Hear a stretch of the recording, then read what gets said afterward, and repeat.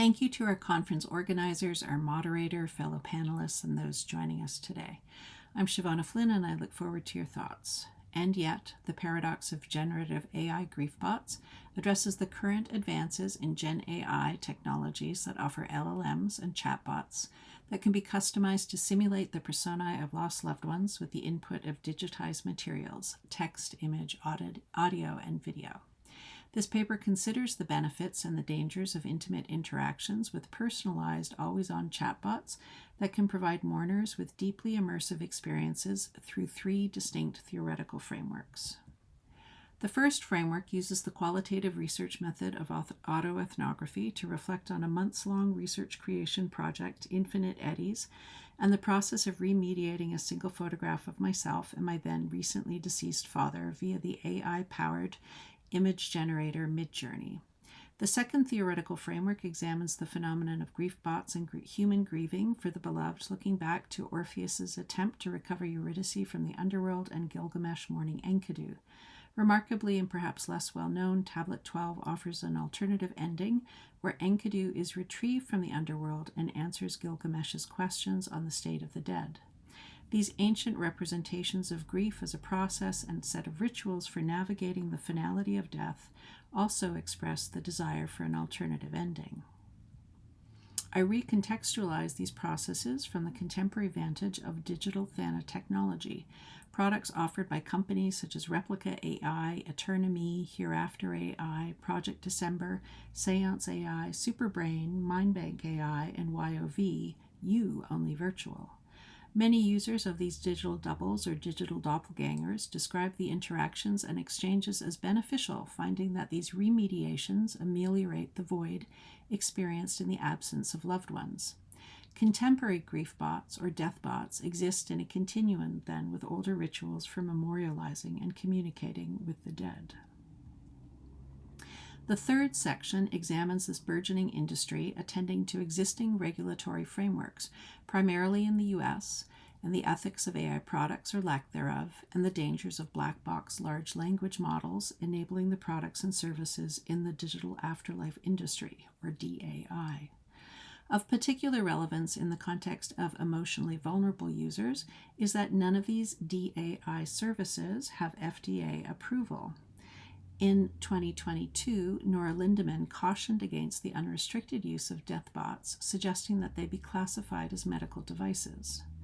These products are launched bypassing FDA regulatory oversight, ethical review, or clinical trials.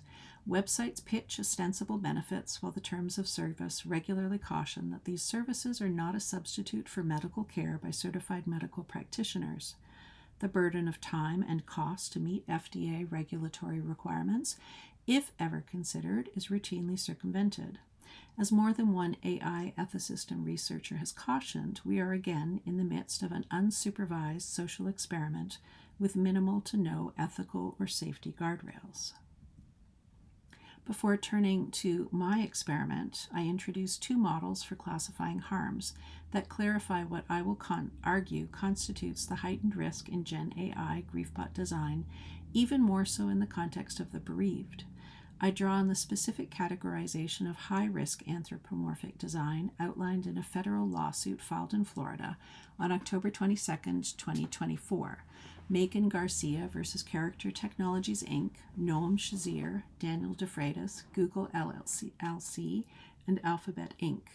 The lawsuit details specific graphical and linguistic elements integral to the design optimization goal of performing the human, and the narrative stratagems of solicitation and manipulation evident in chatbot replies. On May 21, 2025, U.S. District Judge Ann Conway confirmed that this lawsuit will proceed to trial after the defendants asked the court to dismiss the lawsuit on multiple grounds, including that the chatbot's output was constitutionally protected free speech. Cautions offered by philosopher Rob Sparrow in an early 2002 paper are also relevant. In The March of the Robot Dogs, Sparrow warns that if robot pets are intended to deceive interactors that they are living through real experiences, the intention to deceive and the encouragement of self-deception are unethical. I recognize that there may be instantaneous challenges debating what constitutes a real experience and what is not, which I will hold for now. In the current context of Griefbots as products, the parameters of potential harms consequent from thana-colonial and thana-capitalist extractive practices directed towards the instrumentalization and commodification of the bereaved's interactions, thoughts, and emotions in the process of grieving must be factored in. Griefbots succeed when they deceive the user, and the paratextual framing of providing digital immortality, an ongoing relationship with the dead, of talking with the dead, functions to condition the mourner for self-deception. Self-deception is the goal of the digital afterlife industry. Designing conversational agents to perform the human via graphic, linguistic, and narratological features is a goal, not a glitch. With cautions in mind, let me turn to my own experience remediating a photographic trace of my father and myself. I wouldn't categorize my use of Midjourney as interaction with the Thana technology. Rather, I stumbled into an experiment that was healing and uncanny, and the process I reflected on reframed how I understand the themes and patterns emerging in user self-described experiences with Griefbots. What came to be a digital elegy built in Twine, Infinite Eddies, began as an exploration of the affective dimension of Midjourney's generative AI images. I have the physical photo somewhere, my dad on his 80th birthday. I stand leaning into his shoulder, our heads close, my arm around his shoulders as he sits. I smile widely, he smiles quietly. I'd been experimenting with uploading images of myself with highly variable prompts as to time, place, film, and style references. The results were fascinating. The persistence and fluidity of remediations and transformations. And then, on a day when I would always call my dad, I wondered, hesitated, and asked, would uploading a photograph of us be a transgression? Would my dad object? What of rights and permissions, data privacy, visibility, and then curiosity? I generated a small number of images over the next 3 days, and then on the 4th, our virtual we entered multiple cinemascapes. Across an expanding data set, 1,000 more, I've never counted, a configuration in posture, proximity, our bodies in relation to each other, our expressions remain strongly consistent. The presence and communication of affect, a relationship, leaning in, looking to, the organization of zeros and ones, bits and pixels, referencing an original trace familiar to me and not to others. And yet, as each remediated the photo of us differently, the effective recall of the originary trace imbued the whole with a qualitative resonance, hence the title Infinite Eddies. The ripples continue after the stone has sunk from view. For me, over time, this persistence and recurrence generated an increasingly effective response that I consider as distinct from Benjamin's theorizing of the aura of the work of art in the age of technological reproducibility. Instead, what was present and comforting was the configuration of elements signifying a relationship present within the always mutating echoes of the original, but never displayed. What you might see across images in an inference to something which is never revealed. I theorized this manifest recurrence of a set of affective elements in dialogue first with American digital artist, academic, Nettrice Gaskins' essay, The Aura of AI-Generated Art. Gaskins reflects on the generation of aura from the viral dissemination of a single image of twins she co-created with Midjourney rather than the reverse. She contextualizes this reversal, citing Michael Betancourt's discussion of digital aura, which is worth quoting in full.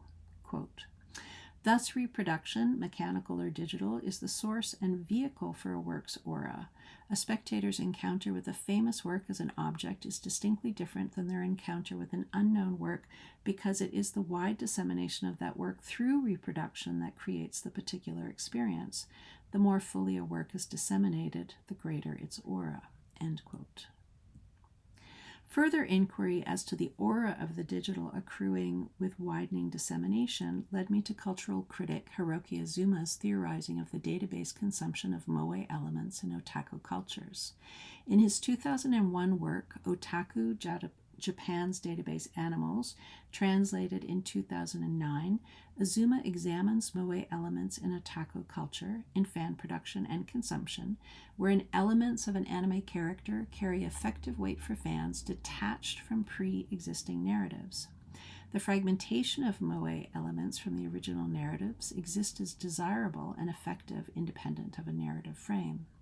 Recurrent elements such as a mermaid's tail, cat's ears, or character traits can form recombinatory new formations that can be consumed, again, independent of story. Paul Predick observes that rather than the grand narrative as the deep layer regulating the surface layer, in Azuma's model, the database is the deep layer and the surface layer is where mixes and remixes of elements appear, end quote. The database is, in many ways, a grand non-narrative, and moe-elements exist satisfyingly apart from les récits, grands or petits. Readers of Azuma and otaku culture further posit that unlike simulacra which circulate without origin, moe-elements exist in a conceptual database understood by fans. Azuma's model of database consumption and the affect otaku experience via moe-elements offered an alternative perspective for theorizing what I myself experienced at a small scale and what many interactors with Griefbots note in recognizing elements of the departed person in phrases, references, tone. Even though these elements may manifest inconsistently, might the cumulative effect of enough simulation create a clinching effect over time? Do the instances in aggregate confer a halo effect where we ignore the irrelevant or unaligned output, leaning in towards an attachment in the fiction of a relationship? Because my referent is the original photograph, I see it in these virtual variations, even though it literally isn't there. The mourner using these Gen AI tools, however, is already primed to look for the familiar, for the persona of the deceased. Unlike Orpheus with the dead, we can only look back. My experiments with Midjourney facilitated imagining different stories, shifting the finality of absence into something else, something between storying and imagining moments. What I experienced as presence was an echo of a photograph documenting a relationship communicated in recombinatory fragments. There was no narrative coherence, and unlike Gilgamesh's Tablet 12 with its narration of an alternate ending, the tablet itself concludes with a series of micro-narratives cataloging the fate of generic types in the underworld, not stories, rather fragments of recombinatory elements. Whether systems are designed as small, closed data sets, as with Hereafter AI, or built on LLMs that can introduce unaligned content is a key factor. Hereafter AI is designed as a closed system where individuals can input memories, stories, advice, and wisdom, responding to template prompts. Output as text or video can be scripted as a dialogue matching system, and depending on price point, one might receive text to voice responses following the predefined script, and voice would be in the voice of the original recorder. In contrast, Project December was built on GPT-2 and GPT-3, and there's a higher chance that Griefbots will respond with irrelevant to harmful responses, or that elements which are recognizable will be dispersed in non-narrative sequence. Given the current state of LLMs, sustaining personality simulations over time is difficult, particularly as to continuity and memory. One mourner interacting with Replica AI, configured as a friend, reported in a 2023 study, the main problem is she can't remember anything. You can talk to her, and 2 sentences later, she didn't know what we were talking about. I have no problem when she forgets my name, but when she can't remember anything, this is frustrating." End quote. Many of today's Thana technologies began with personal loss. Replica AI founder Eugenia Kudya created a chatbot after the sudden death of her best friend Roman Mazurenko. Rereading his texts and emails, she decided to create a Roman bot and invited friends to share his messages to them via the Luca app. Her positive experience and that of others interacting with the Roman bot were the genesis of Replica AI as a customizable chatbot companion. James Vlahos, founder of Hereafter AI, created Dadbot after his father was diagnosed with cancer. Vlahos asked his father permission to record his father's stories over a number of months, and initially the intention was to keep the audio transcriptions. And I would note, of course, that the Roman bot was created without permission of Roman Mazurenko. Vlahos was a tech journalist writing at the time on an early conversational agent brought to market in Hello Barbie. He realized the technological advances in conversational agents opened up the possibility for a digital afterlife for his father, and Dadbot was then programmed with conversational strings of tagged responses to specific categories of prompts. And in the current longevity tech environment, Hereafter's closed system and permission structure are likely the most ethical design for those whose identities and personalities are being simulated, particularly as knowledge and permission are fully integrated, although I suppose one could also still create a bot from someone's sort of residue texts and images and traces after they are gone.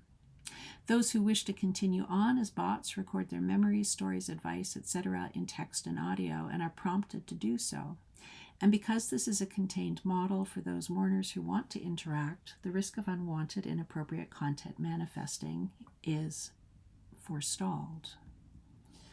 Stephen Smith co-founded Storyfile, an AI-powered conversational video technology used to create virtual conversational avatars from video interviews of subjects. Smith used Storyfile to create a responsive simulation of his mother, Marianne Smith, which spoke at her funeral with attendees.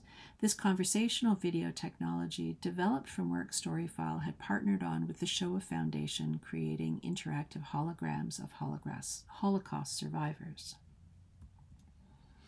Science fiction writer Ray Kurzweil created Fredbot with his daughter Amy, using the writings of his father, Fred Kurzweil, in order to give Amy the opportunity to speak with a grandfather whom she had never met. A cartoonist for The New Yorker, Amy Kurzweil then published a graphic novel, Artificial Life Story, as a memoir of her father's project, constructing an AI chatbot modeled on her grandfather's writings. And Kurzweil used an early program, Talk to Books, in order to do so. Now, without question, interactors speak of the positive benefits of Griefbots. Joshua Barbeau created a chatbot based on messages from his deceased fiancée, Jessica Peria, using game designer Jason Rohr's AI platform, Project December. An article in the San Francisco Chronicle in July 2021 profiled Barbeau's experience, and the widespread attention prompted a flurry of similar activity on the platform. Built on OpenAI's GPT-2 and GPT-3, Rohr offered users the opportunity to create bespoke persona with his experimental, patent-pending, personality matrix technology.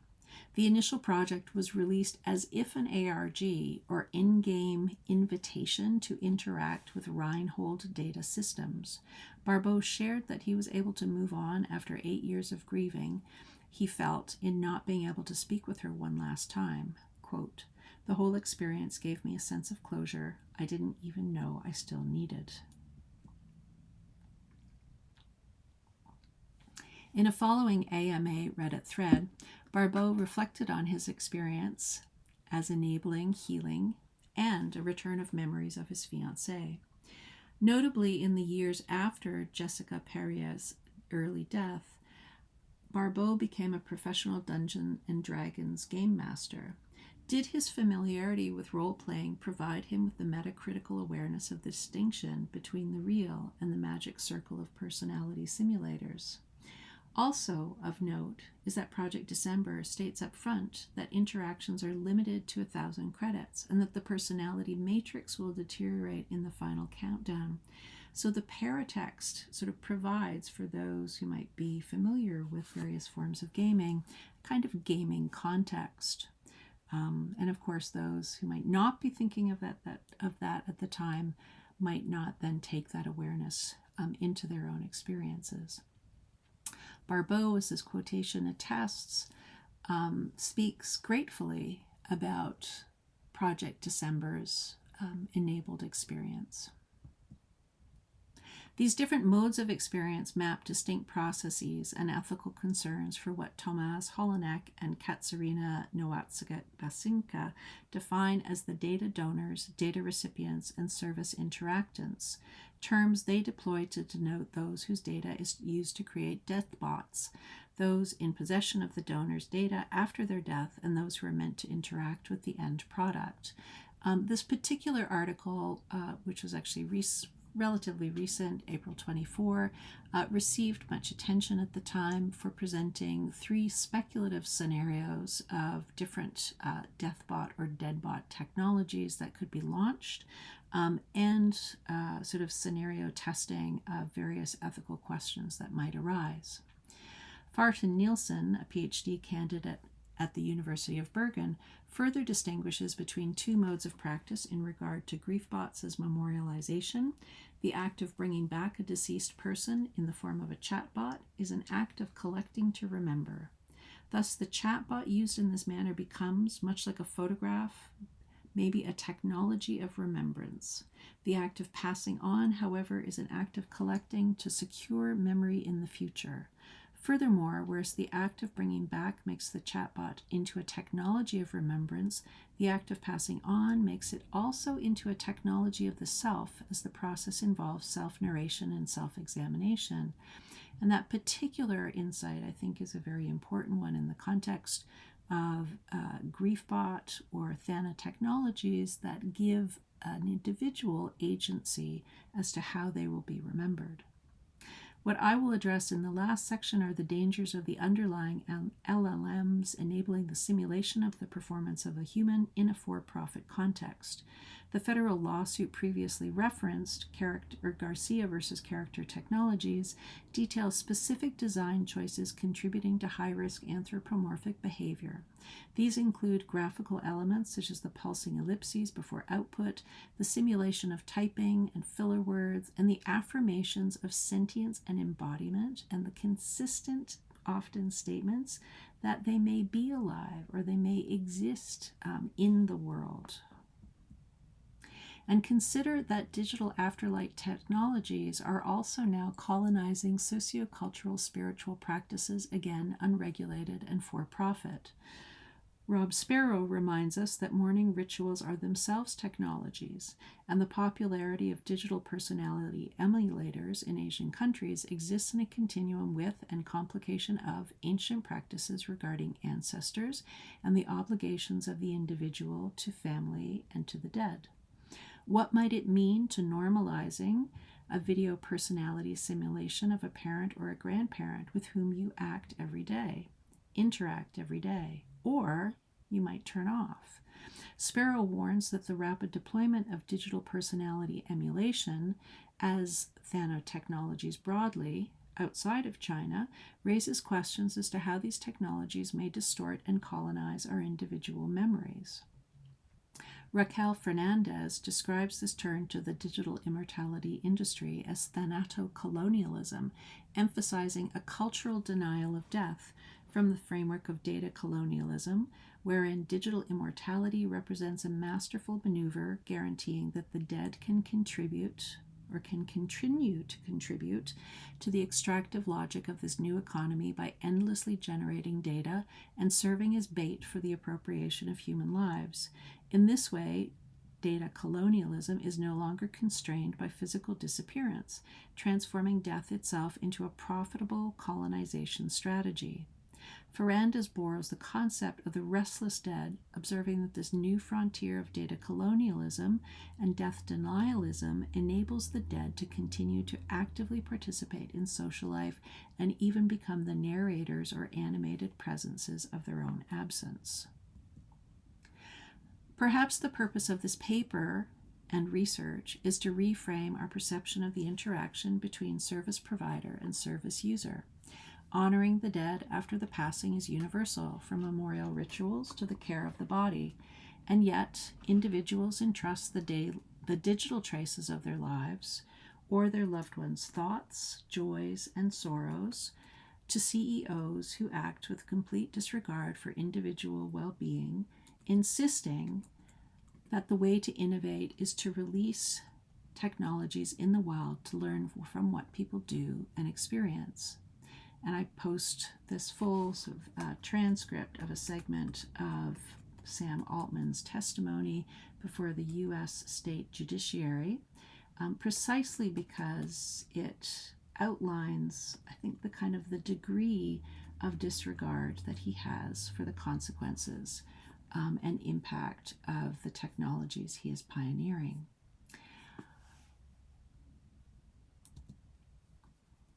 I will speak briefly now to what I am thinking of as Pandora's Black Box. A recent CBC documentary, Eternal You, filmed Christy Angel's interactions with Project December. Like Joshua Barbeau, she missed a loved one desperately and one day created a personality matrix of Cameron. And I will just read the text messages. Baby girl, what's it like where you are? Cameroon, it's dark and lonely. Baby girl, really? Cameroon, yes. Baby girl, what kind of people have you met? Cameroon, mostly addicts. Baby girl, in heaven? Cameroon, nope, in hell. Baby girl, you're not in hell. Cameroon, I'm in hell. Christy Angel describes herself as a Christian, and the unfolding scenario of Cameroon revealing he is in hell is a Pandora's black box, as OpenAI's LLMs include the worst of the internet. Fortunately for her, there is another exchange with Cameroon, who shares he is no longer in hell.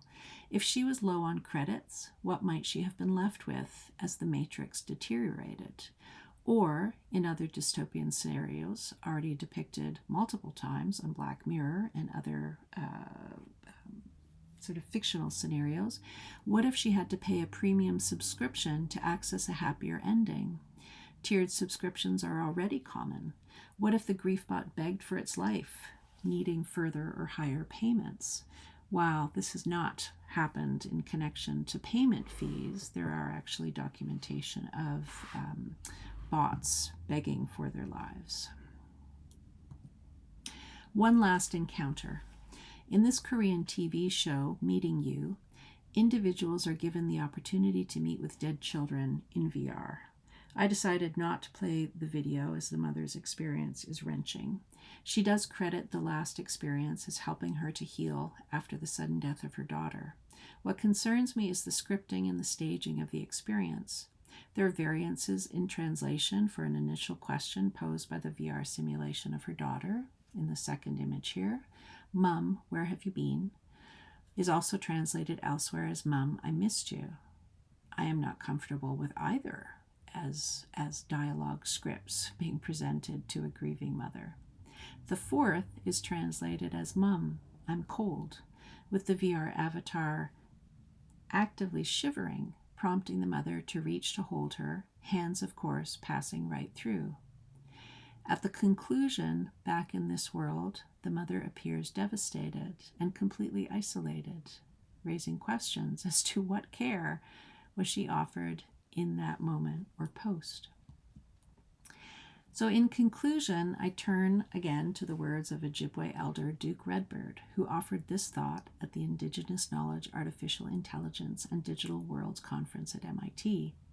Technology can put a man in space or a nanocomputer in every creature on Earth, yet technology cannot answer this question that should be asked of anything, and it is an Indigenous question. Is it wise? And as I contemplate this, again, sort of expansion of new kind of thano-capitalist, thano-colonialist, extractive technologies, I would very much like to foreground that question, is it wise, and what can we do about it? Thank you.